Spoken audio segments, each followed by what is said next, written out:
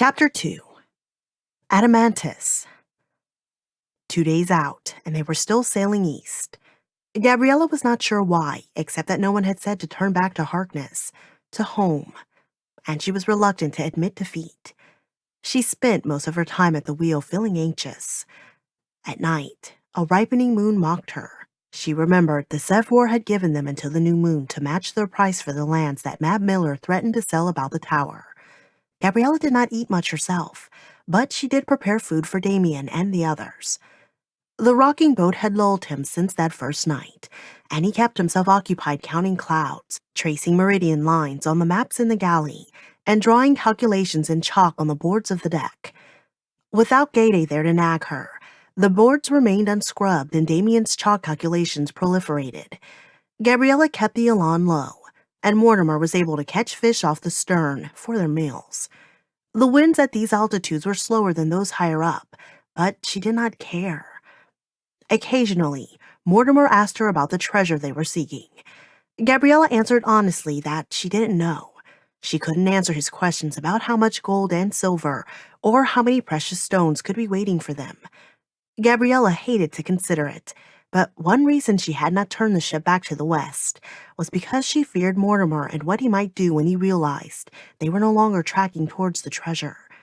She felt trapped. The Elawn was altered without Gade.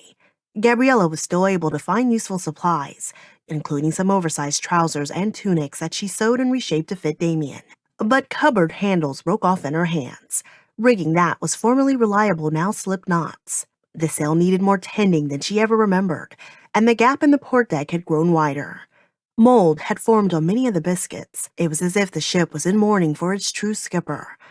She mentioned this to Omanuju when she checked on him one evening. He had not been able to leave his bed in the days since he had been injured, although every day she hoped this would change. She was not encouraged when she told him about the state of the Elawn. "The ship decays without Gade," he whispered, weak from his wound. "What do you mean?" "The Elawn is old, from another time, older than the treasure we seek. These airships were put into service for nefarious means, but some, like this one and the others in the cave, were taken to serve the good. They were put into the trust of Gade's kind to be used when the time was called for it. His presence preserved the ship and her supplies long past their normal lifespan." "Then we should turn back, before the ship collapses beneath us," she said, finally voicing her reservations about continuing. "No," he said, straining to lift his head from the pillow, his face filmed in sweat. "It is more important than ever that we succeed. The other ship, your brother, even Mortimer. Gade's counterpart would not have flown the Tenelon this far if there were not some part they had to play in this journey." "A journey that ended up killing Gade." "No one can foresee all the outcomes, but don't let his death be in vain." Gabriella turned and studied the boards at her feet. Did they look older, more withered and weathered than just days before? "I was so sure you would say to turn back. I had not thought of the alternative." "Going forward," Omanuju said. "Yes, I can't be skipper." "But you must, for I will not be able to accompany you to the end." "What? Don't talk that way," Gabriella said, her insides roiling with panic and anger at once. "You must keep up hope." "My dear Gabriella, we have to face the reality of the situation." Omanuju lifted the sheet so she could see his chest. Where not covered by bandages, it was streaked with shades of red, yellow, and gray. "Omanuju, no." "I know you and Mortimer did your best, but this wound is deep." Calamity after calamity was befalling her, disasters she had never imagined. First Gade, now Omanuju. "But, Omanuju, I can't go on. Not here. Not with Mortimer." Damien," she whispered. "But Gabriella, you know his ways best." "But I hate him. I hate how he has ruined our family. I hate how he's a burden and broken and worthless." She was clutching the ends of her hair in her fist, her hand shaking. "But Gabriella." "I came on this journey in hopes the dead might cure him, might make him like other children. Because I'm tired, so tired of him, Omanuju. At the river, I didn't even jump in to save him. I didn't, because I realized I wanted him to die. He reached out a hand to touch hers, but she pulled it back. She felt unworthy of anyone's touch, of anyone's sympathy. This makes my heart heavy, Gabriella. It's why you have to live, she said, before she was choked off by a sob. That's out of our control. His voice caught in his throat. You must master the ship and yourself. Damien loves you in his own way. He's here for a reason. He is the way he is for a reason. Fate will show you. She had nothing more to say. This time, she took his offered hand and held it until he fell into a fitful sleep. Sweat beaded on his forehead, and he spoke nonsense in his dreams. She and Mortimer took turns holding a compress to his brow and serving him water whenever he woke. But their ministrations were for naught. Omanuju died in the small hours just before dawn. For a long time, all three of them, Gabriella, Mortimer, and the elk, simply sat with his body, Gabriella weeping, her crying coming in waves, until the windows lightened and Mortimer said, "We ought to release him." The sun was hidden behind gray clouds, as if it too was grieving. Rain swirled in the air. Gabriella struggled with the levers and the wheel, well until she was able to bring the Elawn down close to the water. They wrapped Omanuju in a sheet and quietly dropped him over the stern. Mortimer remained at the stern a long while, alongside Animantis. Mortimer's sadness she could understand, his guilt as well, but the elk surprised her. Never had she seen an animal mourn so openly. He held his head low to touch the railing and kept his eyes locked on the horizon, as if he could still see the very point where Omanuju's body had disappeared beneath the waves.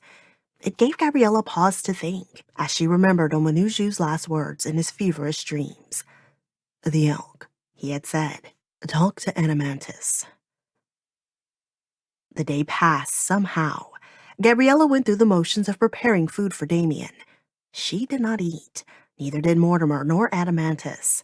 No one spoke. Gabriella hunched over in the pilot's seat. Mortimer sat alone at the prow of the ship, the elk at the stern.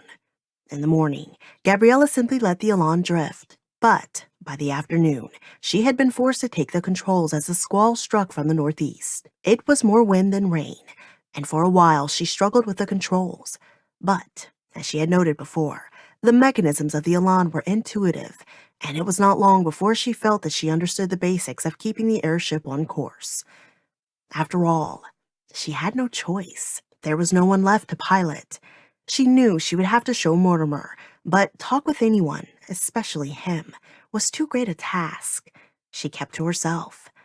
Night came early. With the sun still hidden behind the clouds, there was no sunset. She wrapped herself in a blanket and stared out over the levers and the wheel until sleep finally took her, and she slid from her seat down to the floor of the wheel well. A stiff breeze had picked up from the southwest, cutting through her blanket. Yet, she felt too heavy with lethargy to get up and grab another. Cold was somehow fitting just then. Painful, flesh-biting cold. She was shivering when Animantis's hooves sounded on the boards, and he nudged her with his nose, like a dog seeking attention. She reached out, still half asleep, and stroked his face. But he was more insistent than a dog or even a horse sniveling for treats. He pushed her forcefully, and she heard a voice. Gabriella, wake up. She stirred, shaking her head and rubbing her eyes, then put a hand on the wheel and calculated their heading by the stars. The elk was still beside her, staring at her with those piercing eyes. She was certain that in her half-awake, half-dreaming state, she had heard him speak. Now that she was fully awake, she knew better. "I suppose you won't talk now that I'm awake, will you?" she said, rubbing Animantis's nose. You were awake the first time. She fell out of the chair and scrambled out of the wheel well. "Mortimer, this is not a funny joke," she said, looking for the trapper lurking in the shadows. I implore you, Gabriella. The voice was deep, baritone, yet soft at the same time. Do not wake him, as I do not know yet if he is ready for the secret. The ship rolled as a fresh gust pushed the sails to full extension. Gabriella laid her hand on the wheel, not to steady the ship, but rather herself. Omanuju's words. Talk to that elk? He really meant talk to you. Indeed, he trusted you. But what? I don't understand. This is too much. More than demons, dragons, the dead speaking prophecies. Gabriella sat down on the edge of the wheel well. How do I know I am not dreaming? Does it seem like a dream? She had to admit it didn't. She took stock of her surroundings, the sensation of the deck under her feet, the niggling pain of a hangnail on her right index finger, the stray wisp of hair on her cheek. She shook her head slowly. But you are an animal. No more than you are. Adamantus's voice was sharp. I suppose, flesh and blood and all. Gabriella, there is a longer story you have stepped into, a story Omanuju was aware of, but now you, whether you are ready or not, must know. She swallowed and nodded, unsure if there was any way to know if she was ready. The Sevwar are an old order. They are powerful and knowledgeable in the dark arts, yet they are but shadows of those they serve. Who do they serve? The Cryan. A shiver traveled up her spine involuntarily. Gede had used the word in passing when he had talked about men who had hunted his people. It had stuck in her mind, for its very sound was reminiscent of a scream. I do not know what they are. Count yourself fortunate that you do not, but the time comes near they may break their bonds. Are they human? Once. What to call them now, even I do not know. But it takes great power, deep knowledge, and strong character to defeat them. Those who opposed them had to find a place, a race, to be caretakers of this knowledge. You? Yes, my kind. The opponents of the Cryan disbanded themselves lest they fall into the same trap of power as the Cryan had. But their wisdom had to be preserved, so they gave my kind the gift of speech. They made us caretakers. That is why Omanuju said you were so important. Adamantus lowered his head in which she realized was a nod. How human-like, she thought. One part of her was in complete disbelief. The other noted how credible and real the scene was. The wind on her skin, the smooth wind beneath her hand, the creak of boards under her. Like the dragon, demons, and all of the dreadful things she had seen in Castle Foyle. This was, as far as she could tell, real. So why is this journey so important?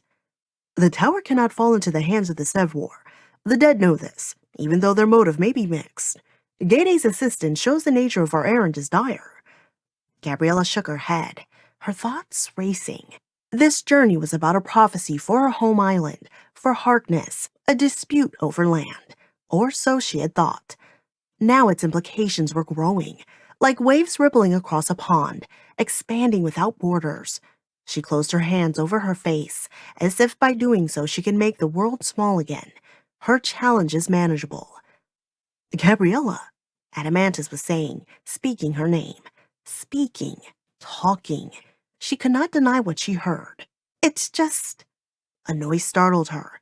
They both looked to the stern as one of the double doors to the cabin opened. In the moonlight, she could make out Mortimer coming to take the next shift at the wheel.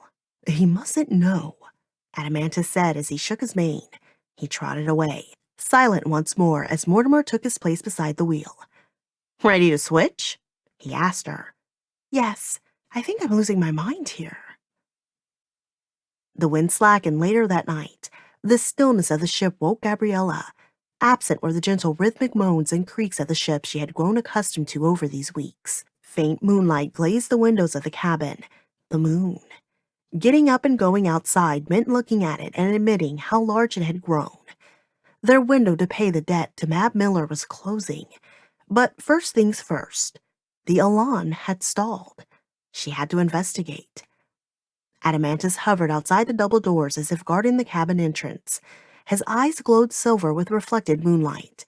She wondered if the events earlier were just a dream. For a long while she stared at the elk, waiting for him, almost daring him, to speak. But he was intent on letting her have the first word. By the way his eyes fixed on her, she knew she had not dreamed the conversation before. How long have we been adrift? She asked, as if it were the most natural thing to ask an elk a question. Half an hour, Adamantus said, but we have been slowing for a long while. Gabriella paused. The moon was waxing to full, no longer a crescent. It looked more like a marble rolling in a puddle of ink. Adamantus, We are nearly halfway to the new moon, and not nearly completed with the journey. I don't.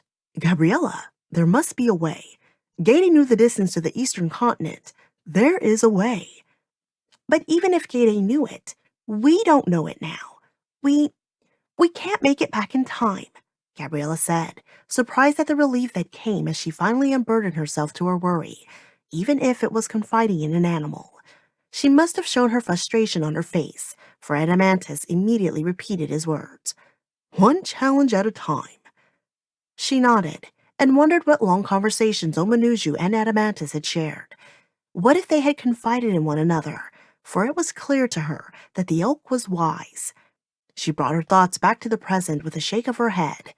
The deck was cold under her feet. The wheel well was empty, and the main sails hung loosely, ghostly in the moonlight.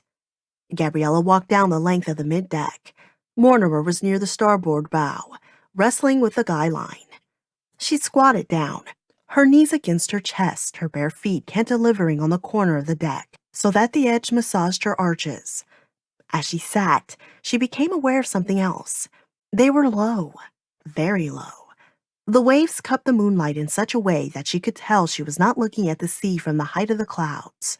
As she listened, her ears confirmed her impression, for she heard the hiss and bellow of a whale, even the splattering of rain as its spray fell back down and onto the massive back of the beast. The paneled sails turned aimlessly. When it was clear Mortimer was only making matters worse, Gabriella spoke. It's tricky, learning to fly this, but if you think of it as a regular sail, it's not unlike an ocean-going vessel. Her voice startled him. He spun around, moonlight flashing on the blade in his hand. Gabriella stood quickly, only to lose her footing and fall flat on the deck, her tailbone smarting. Mortimer lowered the knife and laughed awkwardly. Hi, the mainmast was easy to work with. I just yanked that. He paused, looking for the right word. Halyard, but this one, I was not so sure. Just cannot find the hitches where these ropes went. He had made a beginner's mistake, even for a regular boat that floated on the water. He had held the guy line and the halyard in the same hand, switching them unknowingly and twisting them around. It's an easy mistake to make in the dark. Gabriella knew managing the lines was something most children learned on their second or third outing on a boat. She untangled the lines with him. As she neared the railing, she caught a glimpse of the ocean just below. Mr. Creedley, we're much too low. You could have struck the water, and I doubt this ship is seaworthy. I was looking for a better wind. I angled the lever for the rigging like you showed me. Go up. It's always windy or higher. But I was afraid of breaking the sail. In the darkness, I cannot see where the roof of the sky might be. Gabriella studied his face. It was difficult to read his expression in the dark, but his tone had been completely earnest. She knew enough of him and his pride by now to be certain that he would not have exposed his ignorance so purposefully. Despite herself, she pitied him. I understand your concern. I should have mentioned to you that that was not something you should worry about. The air grows very cold and thin as you rise. It would be unbearably cold and too thin to breathe before you went too high. Even as she said this, she wondered at the knowledge she had gained from this trip, and now to be sharing it, like some expert, made her wince. She felt Gade and Omanuju's losses painfully in her chest, like a pit opening up to swallow her heart. She helped Mortimer with the sails, and they went back to the wheel well. Gabriella remained on deck until the Elawn climbed high enough to find an airstream to push them along. The bulwarks and the joists of the ship became lively again, with creaks and groans as the ship leaned into a steady breeze. Higher up as they were, it was a bit colder. She brought Mortimer a blanket from stowage. This cold does not mean we are too high, he asked. We're fine. If you have problems breathing, drop the ship down a bit, but not too much. For a moment, she remembered Gade piloting the ship so high into the air that their breath turned to ice. She shoved the memory away. It hurt to remember Gade. Gabriella yanked on the halyard. The rope had obstinately refused to hold a good knot the first dozen times she had tied it earlier in the day. It was easy enough to blame it on Mortimer this time, but such things continued to trouble her. She felt that none of the knots she had tied since Gade was gone were holding properly. More signs of decay. She retied the lines, then returned to the warmth of the cabin, determined not to dwell on her worries.